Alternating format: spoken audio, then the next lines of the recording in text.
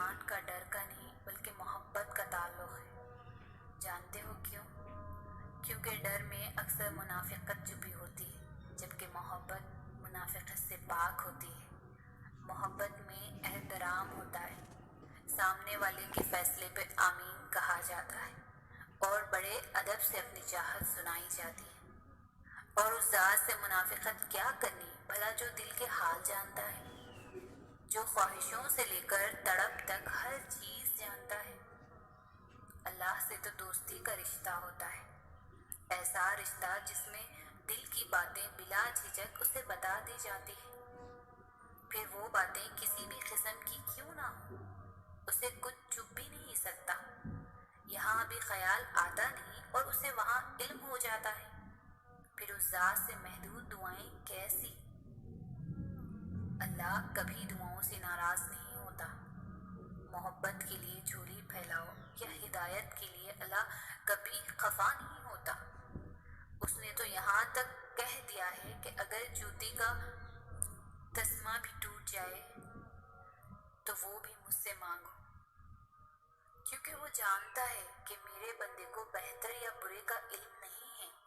وہ جانتا ہے کہ میرا بندہ تکلیف میں ہے، وہ جانتا ہے کہ بڑی امیدیں باندھ کر میرا بندہ آج جھولی پھیلانے آیا ہے۔ وہ نیتیں دیکھتا ہے، ماضی سے نہیں پرکھتا، بس جو بھی اس سے رجوع کرتا ہے وہ اسے اس کی فریاد عطا کر دیتا ہے، اس کے یقین کی لاج رکھتا ہے۔ بس یہی اس کے در کی شان ہے، بس یہی اس کی محبت کی حقیقت ہے۔ ہمیشہ ہر چیز، ہر بات اللہ کو بتاؤ، اس سے دوستوں کی طرح بات کرو۔ دل جب بھی تڑپنے لگے تو اس کی طرف بھاگ جاؤ۔ جب سب کچھ ناممکن لگے تب اس سے ممکن ہونے کی دعا کرو۔ جب ضبط کی حدوں کو توڑ کر اشک رخسار کے راستے سے بہنے لگے تو دونوں ہاتھ خلا میں اٹھاؤ اور التجا کرو۔ جب کبھی زندگی سے ہار جاؤ اور جینے کی چاہت دم توڑ دے تو آنکھیں بند کر کے اس کی موجودگی کو محسوس کرو، پھر ہاتھ دھڑکتے ہوئے دل پر رکھو اور ان دھڑکنوں کی سرگوشیوں کا شور محسوس کرو۔ یوں لگے گا جیسے وہ اسی سینے میں موجود ہے، جیسے وہ ان دھڑکنوں میں لہو کی مانند دوڑ رہا ہے، جیسے وہ پوری روح پر قابض ہے۔ پھر سکون بھی ملے گا، زندگی آنکھوں سے نظر آئے گی اور ہونٹوں سے مسکرائے گی۔ اسے محسوس کرنے میں اتنا سکون ہے تو سوچو وہ اگر روبرو آ گیا تو کیا سے کیا حال ہو جائے گا۔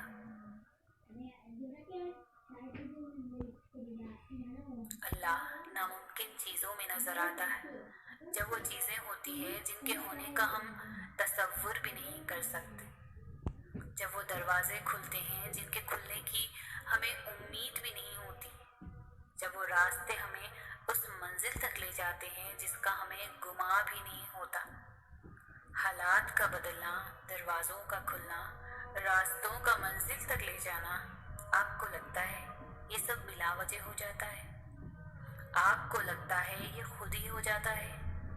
وہ جو رہنما ہے سات آسمانوں کے پار، شاہ رگ سے بھی قریب تر، یہ ساری پہلیاں اسی کی ہیں۔ ان پہلیوں کا جواب وہ خود دیتا ہے اور ہر انسان کو دیتا ہے، بس ذریعے مختلف ہوتے ہیں۔ نہ ہونے کا ہونا وہ تب ہی کرتا ہے جب انسان کا یقین زمین اور آسمان سے بہت وسیع ہو جاتا ہے، پھر اس وسیع یقین میں معجزے سماتے ہیں، پھر ان معجزوں میں خدا نظر آتا ہے۔ یقین رکھو جن چیزوں کا خیال اللہ دل میں ڈالتا ہے ان کے لیے جگہ نصیب میں بھی ضرور چھپا کر رکھتا ہے، اور وہ جگہ انہی کو ملتی ہے جو دعا کرتے ہیں، اور دعا وہ کر سکتی ہے جو آپ نہیں کر سکتے۔ اللہ کو سب کچھ معلوم ہے، وہ سب کچھ جاننے والا ہے۔ جب تم کسی کے ساتھ کچھ برا کرتے ہو یا کسی کے ساتھ کچھ اچھا کرتے ہو تب وہ تمہیں دیکھتا ہے، اور جب تم کسی سے کوئی بات کرتے ہو یا جب ہزاروں باتوں کے بعد بھی کچھ کہہ نہیں پاتے वो तब भी तुम्हें सुनता है। तुम्हें लगता है तुम्हें कोई नहीं समझ सकता, कोई तुम्हारी तड़प को देख नहीं सकता, मगर अल्लाह तुम्हें समझता है, तुम्हें देखता है, तुम्हारी तकलीफ को जानता है।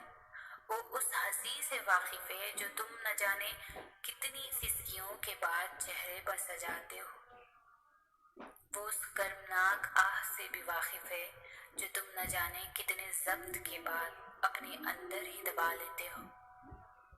कुरान पाक में फरमाया गया है कि उस पर हर चीज़ आया है, जो कुछ गुजर चुका और जो कुछ मौजूद है और जो कुछ आने वाला है।